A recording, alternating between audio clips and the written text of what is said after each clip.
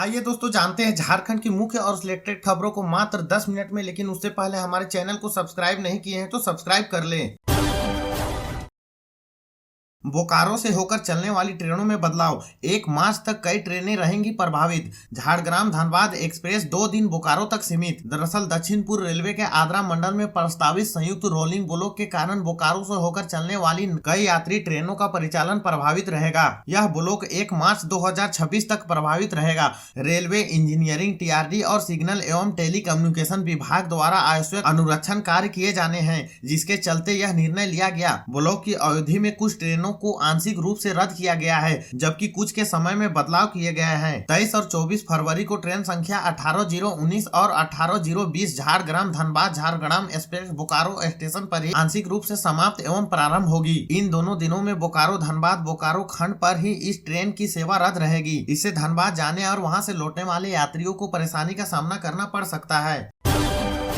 और अगली खबर मौसम से है। झारखंड में मौसम ड्राई, 34.5 डिग्री सेल्सियस पहुंचा सरायकेला का पारा। पश्चिमी हवाओं और लो प्रेशर एरिया का असर, कल मौसम में बदलाव संभव। दरअसल रांची स्थित मौसम केंद्र के अनुसार झारखंड में उत्तर पश्चिमी और पश्चिमी हवाएं चल रही है, जिसके कारण फिलहाल राज्य में मौसम शुष्क बना हुआ है। बंगाल की खाड़ी से दक्षिण मध्य महाराष्ट्र तक एक निम्न दाब की क्षेत्र सक्रिय है, लेकिन इसका सीधा प्रभाव झारखंड पर नहीं पड़ रहा है। इसी वजह से राज्य में कहीं भी वर्षा दर्ज नहीं की गई। पिछले 24 घंटे के दौरान आसमान साफ रहेगा और दिन में तेज धूप के कारण अधिकतम तापमान में हल्की बढ़ोतरी दर्ज की गई, जबकि सुबह और शाम के समय हल्की ठंड का असर बना रहा। राजधानी रांची में अधिकतम तापमान 28.7 डिग्री सेल्सियस और न्यूनतम तापमान 14.1 डिग्री सेल्सियस रिकॉर्ड किया गया। मौसम वैज्ञानिकों के अनुसार फिलहाल दिन में गर्मी और सुबह शाम ठंड दोनों ही अनुभव लोगों को करना पड़ रहा है।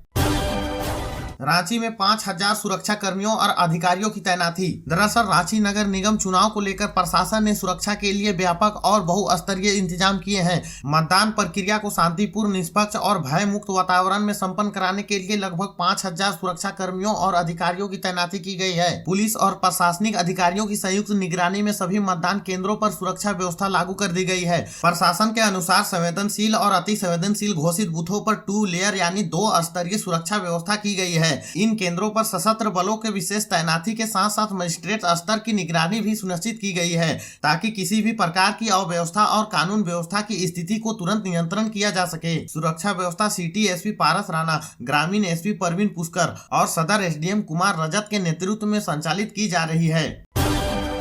झारखंड के 48 नगर निकायों का चुनाव, पाकुड़ व मेदिनीनगर सहित सभी बूथों पर मतदान जारी। धनबाद विश्रामपुर में लंबी कतार। दरअसल राज्य के 48 नगर निकायों में नगर सरकार चुनने के लिए मतदान की प्रक्रिया शुरू हो चुकी है। लंबे अरसे के बाद हो रहे नगर निकाय चुनाव को लेकर उत्साहित देखने को मिल रहा है। राजधानी रांची सहित पूरे राज्य में इस मतदान को लेकर अगले सुबह लोग अपने अपने बूथों पर पहुंच चुके थे। वहीं मॉक पोलिंग के बाद सभी बारी बारी से मतों का प्रयोग करते नजर आए। इस बार बैलेट पेपर पर मतदान हो रहा है, ऐसे में थोड़ा समय लोगों को लग रहा है। अभी तक मतदान के मद्देनजर पूरे प्रदेश से किसी तरह से अप्रिय घटना की सूचना नहीं मिला है। सुबह 7 बजे से शुरू हुआ मतदान शाम 5 बजे तक चलेगा।